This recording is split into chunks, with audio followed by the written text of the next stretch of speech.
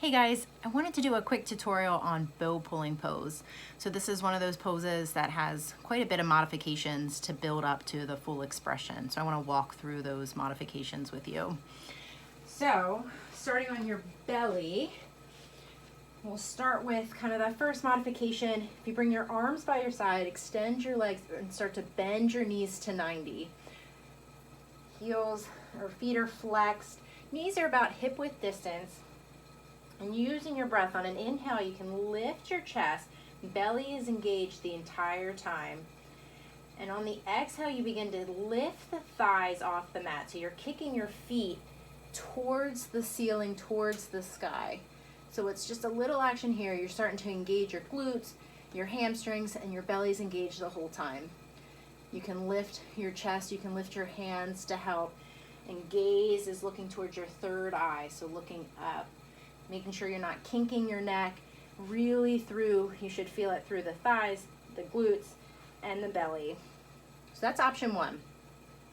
Option two is you can do one leg at a time. So if you can reach for your foot, you want to make sure your knee is in line with your hip. The other leg can extend long.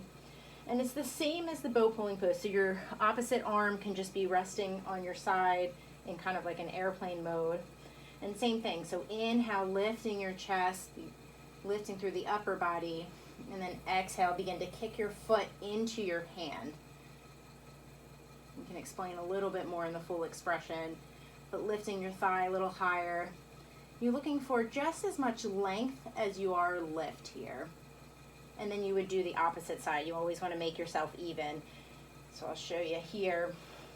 You're grabbing for the outside of the foot. So I don't know if you saw that. Sometimes you want to grab for the inside. It's really the outside that you're going for.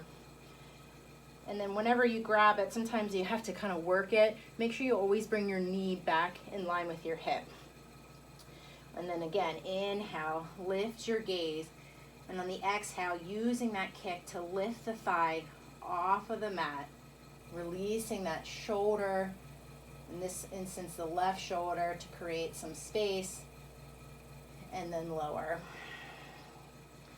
And then for the full expression, if you grab the outsides of both of your feet, and again, if it kind of takes a lot to get there, just make sure you're working your knees in line with your hips.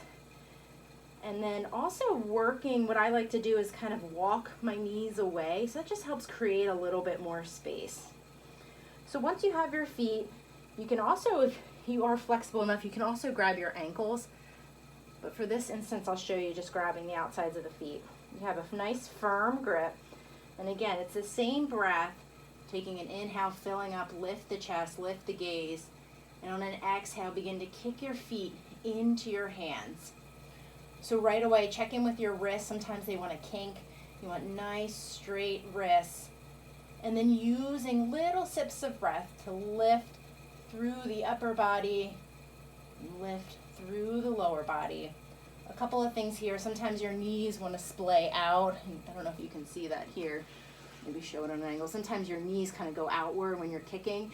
Trying your best to keep them, again, in line with your hips.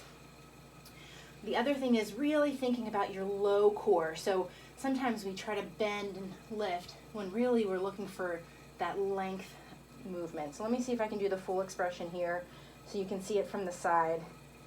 I'm going to inhale, exhale, kick, really using the strength. And the other thing is releasing the shoulders. So see if you're holding onto your shoulders. That will help get you a little bit more space. And then lower, really slowly. You want to make that transition count as much as the pose itself. Anytime we do any sort of prone poses, we do a little neutralizing of the spine. The best way to neutralize is to either, you can kind of rock your feet side to side, or bring your toes together, heels wide. And just giving yourself a second to release. So a couple of options.